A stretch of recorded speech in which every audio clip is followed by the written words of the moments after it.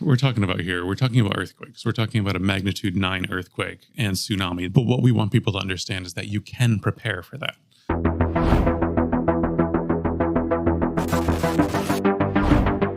I'm Joe C. Mandel, and this is Raven Conversations. And today I'm joined by repeat guest Brian Terbush over from Emergency Management Division. And he is here to talk about the Great Washington Shakeout, which actually is happening this Thursday.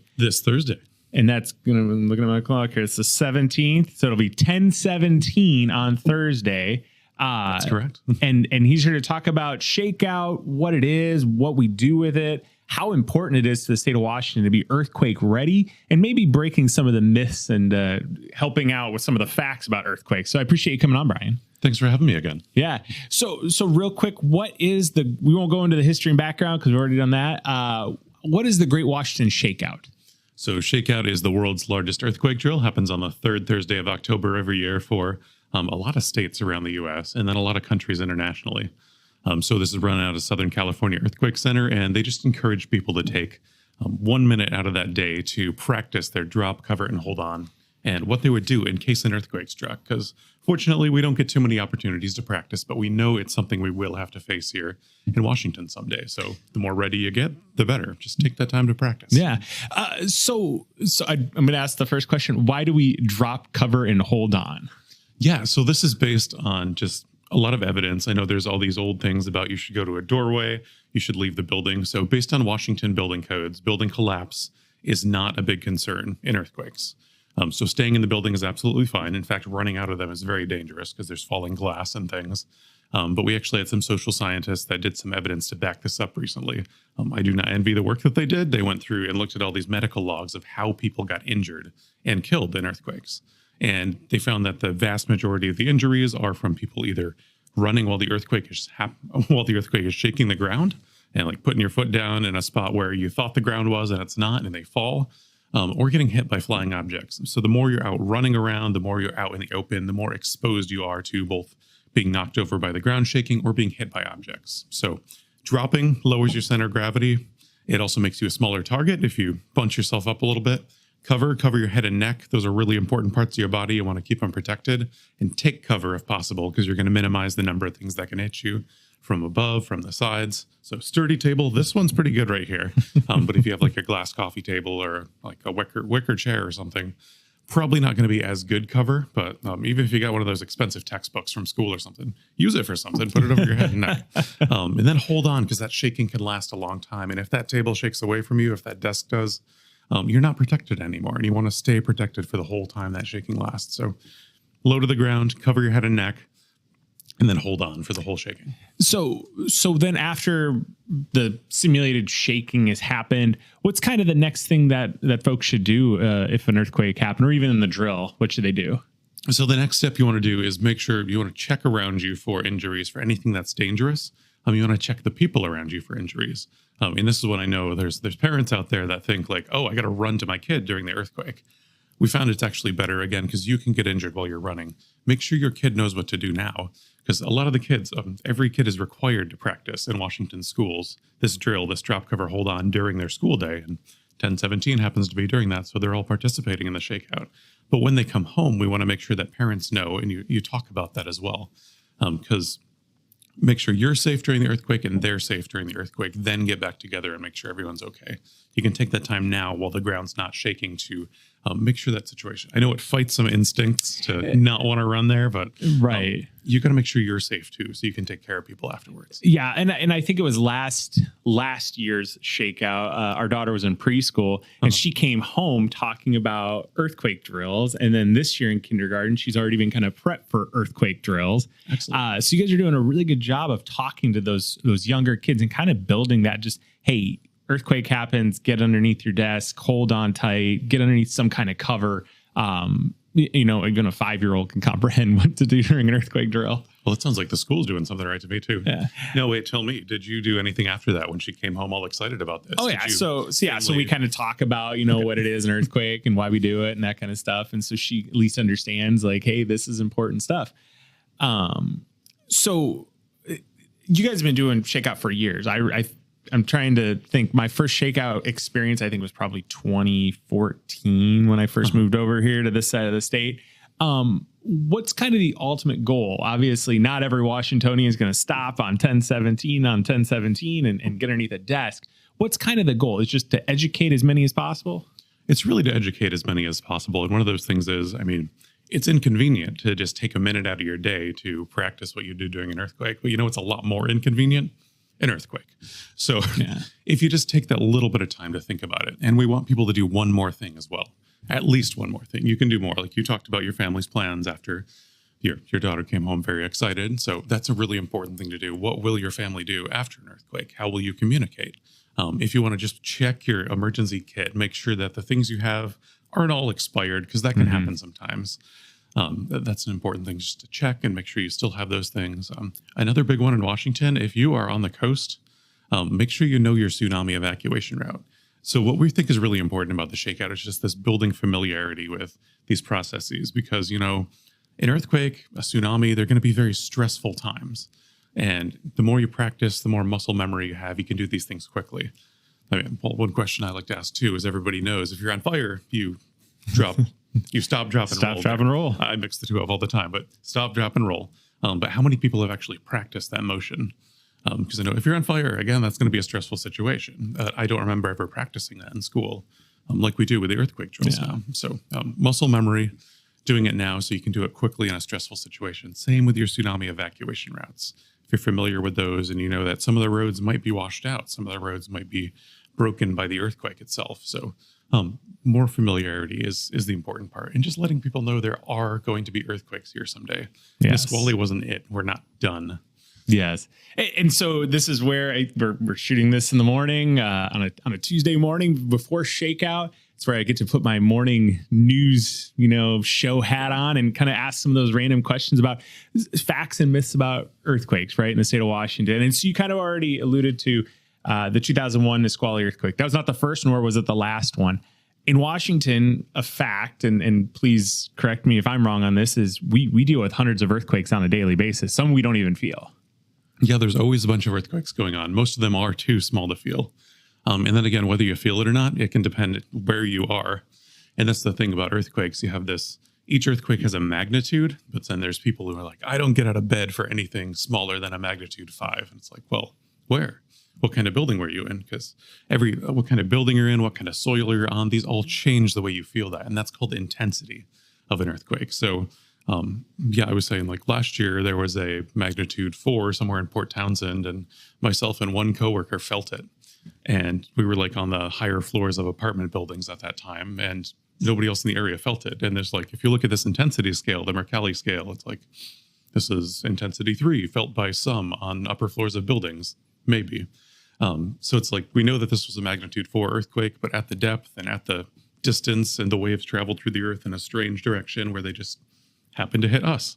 Not very strongly, but enough to feel and notice. Although it was very much I didn't know it was an earthquake until afterwards. So I, in that case, did not drop, cover, hold on. It wasn't strong enough to set off our shake alert system. So, but every earthquake is going to feel different to everybody who experiences it. Yeah. Another one that I'd love you to kind of maybe correct is earthquakes only happen on the West Coast. We hear that a lot. It only happens on the West Coast. Over the last couple of years, there's been more East Coast earthquakes. Talk about that a little bit. Yeah, earthquakes can happen just about anywhere. They are anywhere that there's a fault in the Earth's crust. And some of those are millions of years old, or even older than millions of years. A lot of the ones on the East Coast, they're pretty interesting because they're the result of something called isostatic rebound. I'm going to get a little geological for a second here. So about 12,000 years ago, all these glaciers moved off of the surface, the end of the Holocene period. And when that happened, we had like a mile of ice, which weighs a lot. And as that moved off the crust is still rebounding from that. The mantle is slowly pushing it up. It's a very viscous, kind of plasticky fluid. So as that moves up, there's some stress changes inside the crusts. So some of the earthquakes you get on the East Coast are just these really old faults, maybe from even before the glaciers were there, that are just, as the ground expands, they suddenly shift. What we have here on the West Coast, we're on that Pacific Ring of Fire, famous for being an area full of subduction zones, and we got the transform boundary, the San Andreas Fault, where plates are sliding past each other. we're under a lot of stress in this state in more ways than one, our daily jobs and whatnot. But in this case, it's all about just how that pressure is pushing the crust together. We have our subduction zone, which is a big thrust fault where the plates are pushing against each other and they're going to slip someday when they overcome that force of friction. And then we have all these other faults within the crust. So these can happen all over, and they're not just in Western Washington either. They're Eastern Washington. There was that back in 2020, 2021, there was that Stanley earthquake in Idaho that some folks felt in Eastern Washington. So we can feel these earthquakes that happen in other states too. So it's not just a Washington problem, not just a Western Washington problem, not just a Ring of Fire problem either. Yeah. So another question and fact or myth: we can predict earthquakes. No, there's not currently any way we could predict earthquakes. It'd be really nice if there was. And I mean, if there was, all the scientists out there studying them would be so excited. Yeah. They wouldn't be able to stop talking about it. And there's like this myth that that's a hidden thing that people try to keep hidden. But no, seriously, as a seismologist, that would be amazing. And I'd be telling you about that right now. Right. What we can do is, so you can do like aftershock forecasting. Once there's been an earthquake, again, there's that stress field in the crust. It's changed, and based on looking at the way other earthquakes have behaved, you know about what the likelihood of a larger aftershock happening, which in that case, it would become the main shock in that sequence and wouldn't be an aftershock anymore. Gets a little complicated, but so about after any earthquake, there's about a 5% chance that a larger earthquake will happen sometime in the next, on that same fault. That's the thing, that a larger earthquake will happen within the next, say like 2 weeks, 3 weeks, 3 months.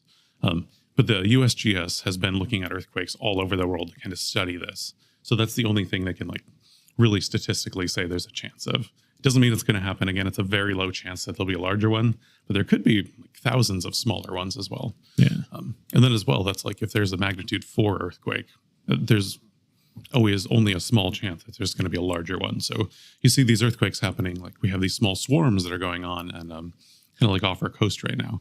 And all the geologists have said that there's not really any chance that's leading to anything bigger at the moment. Yeah.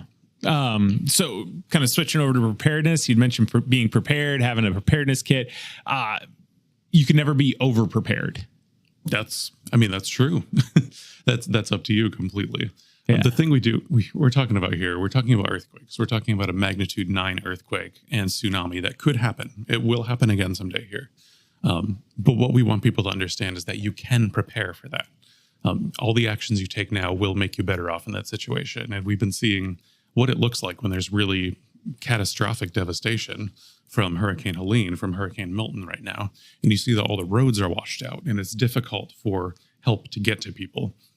We're sending people to help, but it takes a while because it's hard for for them to arrive.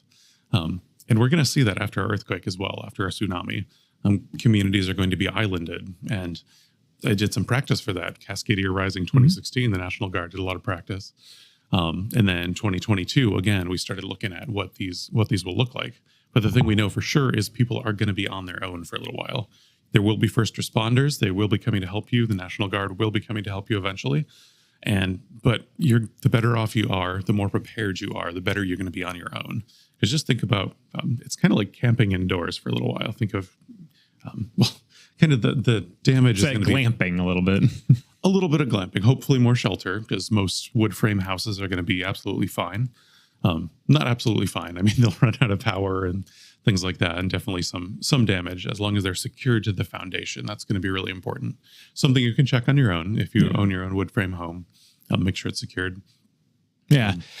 So for just being prepared and going through the shakeout, what's the best way for folks to find information and sign up? So www.shakeout.org is where we recommend people go to register. And registration is not the most important part. Participation is, but registration is how we track the number of people. So we know already that there are over 1.3 million people participating in Washington. So this is a big drill. We got about 7.8 million population. So a pretty decent percentage. Yeah. And actually this year we have a competition for registration with Canada, with British Columbia, to see who can get better per capita registration. So are we leading at the moment? At the moment we're leading. I mean, I know they can do better, but this will prompt a Ryan Reynolds PSA to all of British Columbia. You know that. Of course. So, actually, that's a good idea. anything else you want to add there? Just that everyone can get prepared. That's the thing. Just make sure you're customizing it to yourself.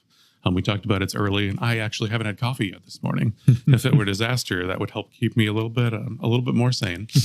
So make sure you have the things that you need. If you need it during a regular day, you're going to need it during an emergency too. So I'm just saying coffee, but reading glasses, medications, comfort items. If you just keep some Sunday crosswords or whatever you like to do to de-stress, keep that in your preparedness kit.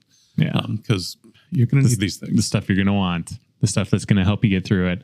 But you can absolutely survive and thrive in an earthquake. Just get prepared, participate in the shakeout, do at least one more thing, talk with your family, make a plan, check your kits. Yeah. But just take some time to learn about what can happen here, because just understanding what can happen is going to make you much more well off than you would be otherwise. Yeah. No, I appreciate you coming on, Brian, and talking about it. Thanks so much. He already mentioned the website, greatwashingtonshakeout.com or org. Shakeout.org. There we go. Shakeout.org. Or you can Google Great Washington Shakeout. That's usually what I am doing. 10/17 on Thursday, October 17th.